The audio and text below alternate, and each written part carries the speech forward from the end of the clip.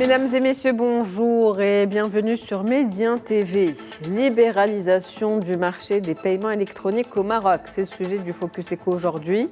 Le marché des terminaux de paiement électronique, jusqu'ici verrouillé par le Centre monétique interbancaire, s'ouvre à d'autres acteurs. Cette ouverture marque un jalon décisif dans la stratégie nationale de digitalisation de l'économie.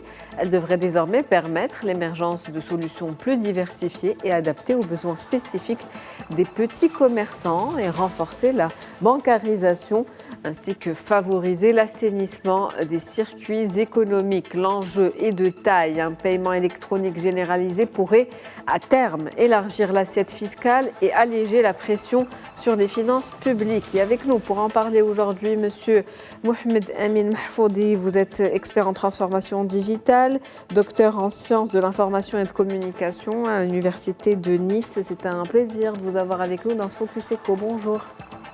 Bonjour, tout le plaisir est pour moi. Avec plaisir et merci pour votre invitation. Merci de l'avoir accepté. Alors avant toute chose, avant d'aller plus loin et développer un petit peu tous ces points, comment fonctionne le marché des terminaux de paiement électronique au Maroc? Expliquez-nous. Aujourd'hui, le paiement électronique au Maroc est un processus, je dirais, assez simple en fait et ancestral. C'est-à-dire que le Maroc, il est dans ce type de paiement depuis des années, sinon de plus d'une décennie ou 2 décennies, et que le commerçant, tout simplement, au lieu de recevoir du cash, qu'il va aller ensuite le déposer dans sa banque, il va le recevoir directement sous forme de flux financier bancaire, directement sur son compte bancaire via une TPE ou un TPE, un terminal de paiement électronique, et moyennant aussi le paiement d'une petite redevance, autrefois au CMI. Maintenant, il y a plusieurs acteurs sur le marché et tout le monde trouve son compte. Justement, vous l'avez dit, plusieurs acteurs sur le marché. En quoi l'ouverture de ce marché est bénéfique pour les établissements de paiement, pour les banques aussi, pour les TPME, les très petites entreprises, les start-up? Qu'est-ce que ça va changer? Oui, bien sûr, ça va changer beaucoup de choses. C'est à l'instar de toutes les libéralisations que le Maroc a connues, comme les télécoms, comme, je ne sais pas, beaucoup de choses.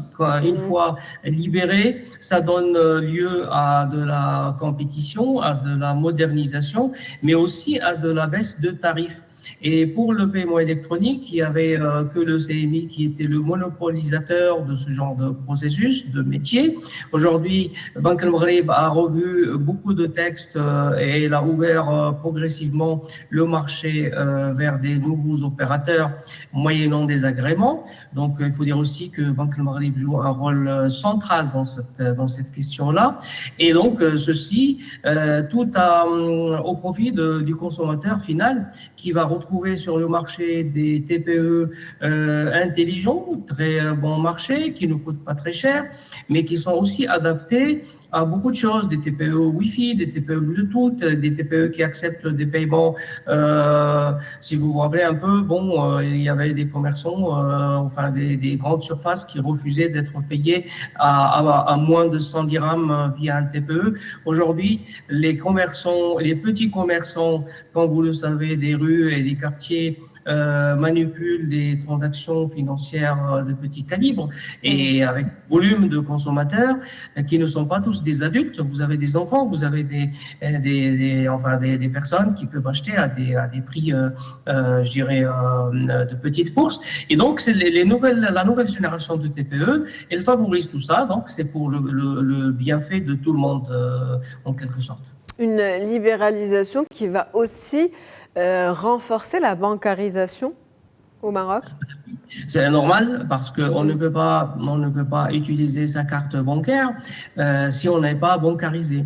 Quoique plusieurs banques mettent sur le marché des cartes rechargeables que, par exemple, les parents achètent de leur banque via leur compte et donnent à leurs enfants, par exemple, et qui peuvent être utilisés pour le paiement électronique. Mais in fine, c'est la bancarisation du consommateur qui est une exigence pour pouvoir utiliser le paiement électronique. Et donc, sur le marché de plus en plus de nouvelles générations qui sont bancarisées. Je ne vais pas citer la banque, mais il y a une banque de la place qui a vu son chiffre d'affaires exploser parce qu'elle a ouvert aux jeunes sans taxes, sans frais, peut-être même à une ouverture gratuite et avec une livraison de cartes de paiement électronique et internationale en même temps, immédiatement à l'ouverture du compte. Donc, tout ceci, ça va régulariser le flux de cash et ça va bancariser des générations qui jusque-là n'étaient pas vraiment dans le système bancaire. Vous l'avez dit, donc une bancarisation qui va mieux encadrer la circulation du cash, réintégrer ce flux, ce cash vers les circuits, on va dire, formels. Et de ce fait, ça ne peut que être bénéfique pour l'économie nationale.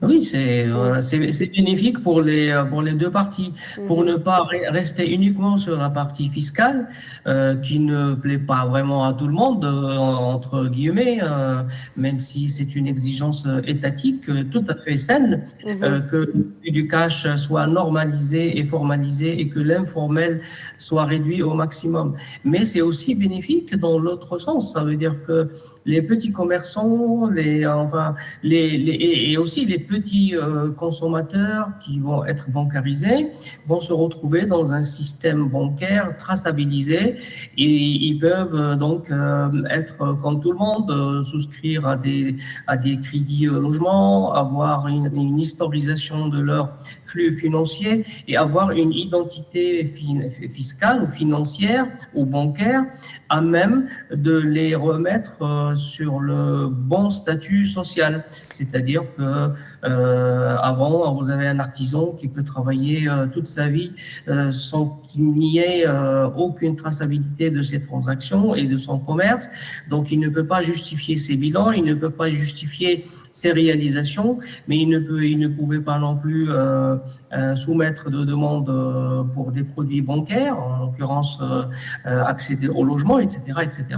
Aujourd'hui, cette grande bancarisation va permettre à tout le monde de devenir comme tout le monde et de pouvoir se faire construire une vie financière traçabilisée et pouvoir faire de la prévision, etc., etc.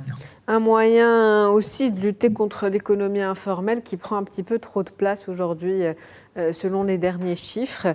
Un paiement électronique généralisé pourrait donc, je le disais tout à l'heure, élargir l'assiette fiscale et alléger la pression sur les finances publiques. Quelle lecture faites-vous de la situation ?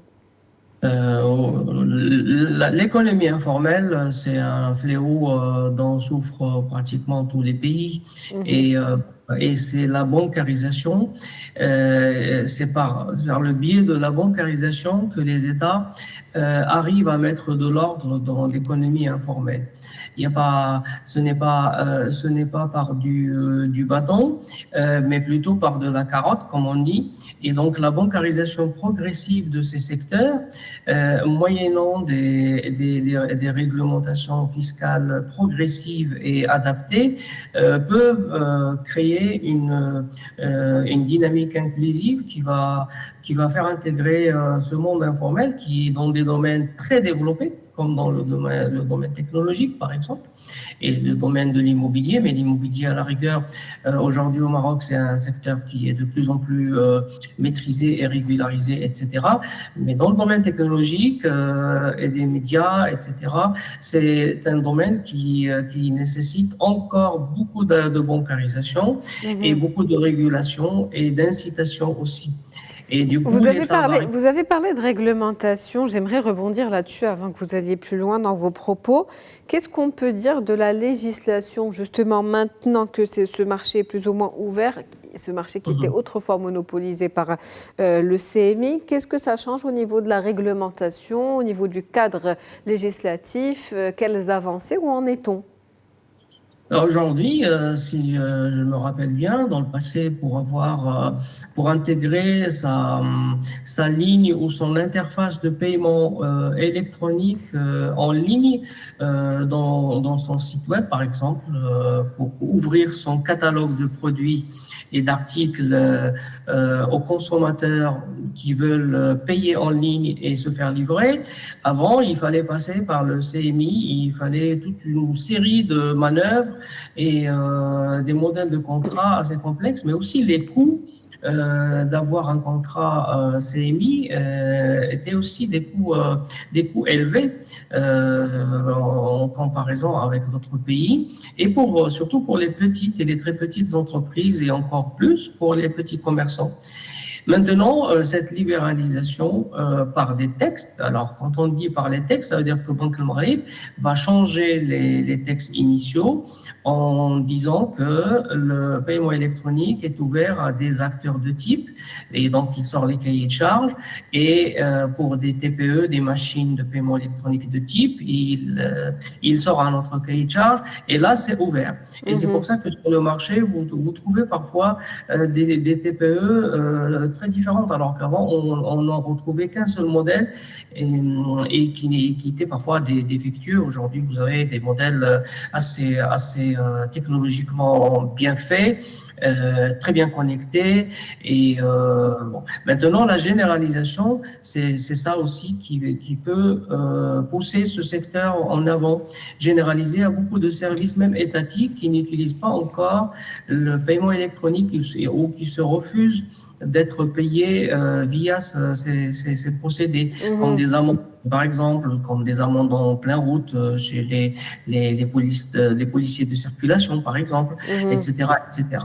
Donc cette généralisation, elle est à double effet.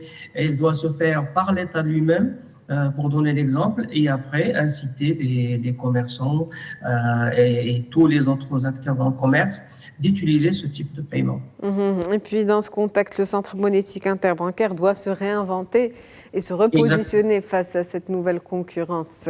Merci à vous, Monsieur Mohamed Amin Mahfoudi, d'avoir été l'invité du Focus Eco aujourd'hui. Je rappelle que vous êtes expert en transformation digitale, docteur en sciences d'information et de communication à l'Université de Nice. C'est un plaisir de vous avoir avec nous dans ce Focus Eco. Tout le plaisir était pour moi, et Eid Mubarak Saïd à tout le monde. À bientôt. Merci à vous. C'est la fin du Focus Eco pour aujourd'hui. On se retrouve demain avec un nouvel invité, nouveau sujet. Très bonne journée.